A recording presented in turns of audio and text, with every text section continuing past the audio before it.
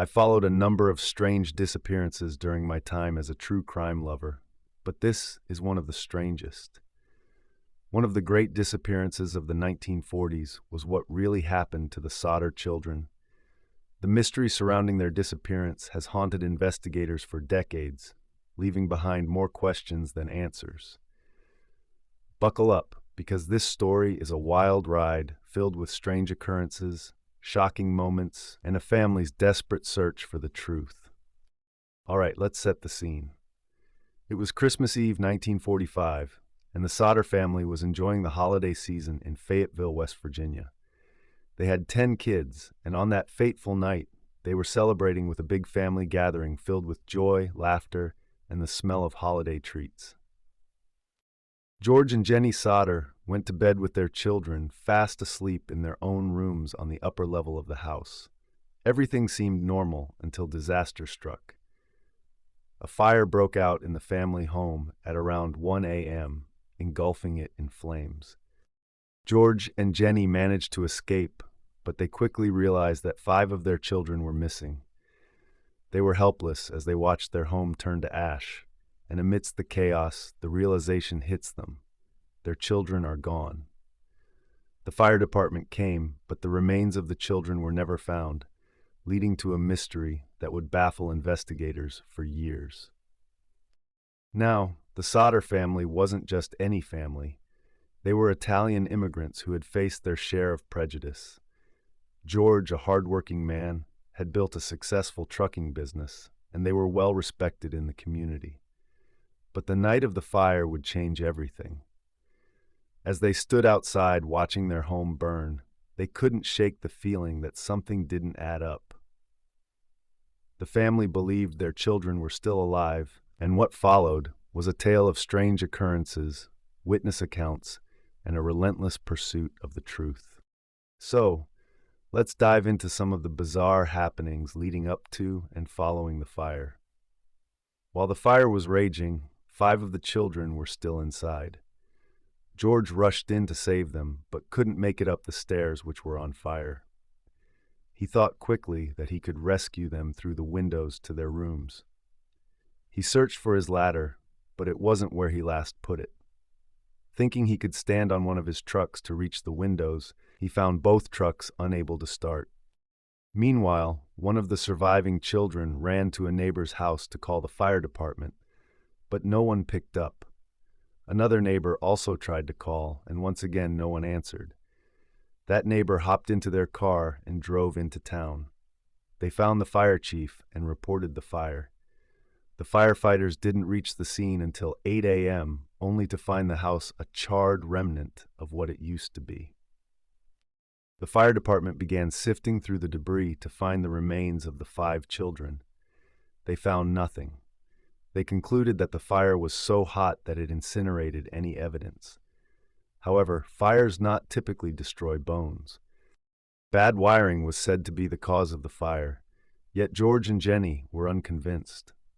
George had the power company check the wiring earlier in the fall. They suspected that the fire was set deliberately and the children taken. After all, there was the fact that the ladder was missing and the 2 trucks did not start. In addition, a woman came forward and said she had seen the missing children in a passing car. Another woman said she had seen 4 of the 5 children about a week after the fire in the company of 2 women and 2 men. The Sodders continued their hope that the children would be returned, but no sign of them has ever been found. After the tragedy struck, the Sodders began their own investigation and even offered a reward.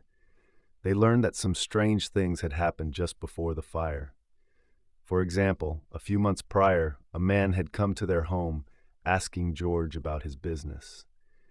He seemed suspicious, and George later thought maybe he was scouting the place for a potential robbery.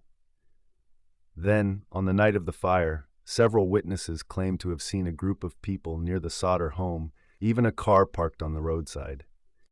One witness even claimed to have seen the children in the car being driven away. Can you imagine how terrifying that must have been? The family started to piece together these accounts, and they began to suspect that their children were indeed kidnapped. The Sodders hired a private investigator named C.E. Smith, who uncovered more strange occurrences, including reports of a woman in the area who claimed to have seen the children alive. This only fueled their determination to find out what really happened.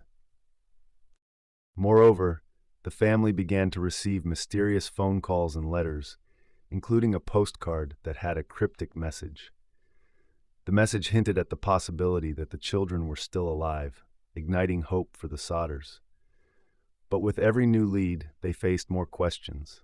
Was it possible that their children were taken, or was it all just a figment of their grief-stricken imaginations? As time went on, the public was captivated by their story, and conspiracy theories began to swirl.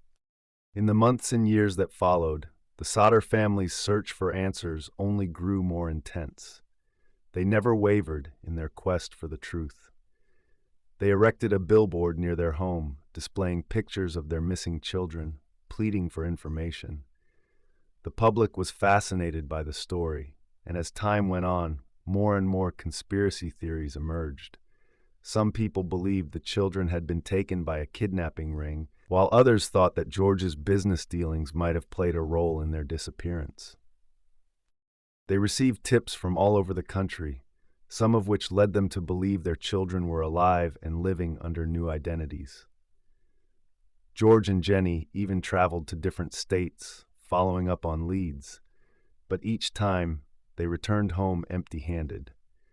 The emotional toll on the family was immense, and yet they continued to hope that one day they would reunite with their lost children. The case became a cultural phenomenon, inspiring books, documentaries, and even a song. But with each passing year, the mystery deepened. People began to question whether the Sodders were victims of a conspiracy or if their children had simply perished in the fire. The lack of closure left a lasting impact on the family and the community, and the case remains unresolved to this day. So what's the legacy of the Sodder children's case? It's a haunting tale that continues to capture the imaginations of many. The mystery has been a part of American folklore for decades, a reminder of the unsolved mysteries that linger in our history. The Sodder family's relentless search for their children highlights the lengths that parents will go to for their loved ones, and it raises important questions about justice, loss, and the unknown. The case has inspired countless discussions about the nature of truth and belief. What happens when there are more questions than answers? For the Sodder family, the impact of that Christmas Eve fire stretched far beyond the flames. It became a part of their identity, and even as time moved on, the memory of their children remained alive in their hearts and in the hearts of many who followed their story. Now, I want to hear from you. What do you think happened to the Sodder children? Do you have any theories or insights? Drop your thoughts in the comments below. Don't forget to like and subscribe for more intriguing stories. And if you enjoyed this video, be sure to check out these. Thanks for watching, and I'll see you in the next one.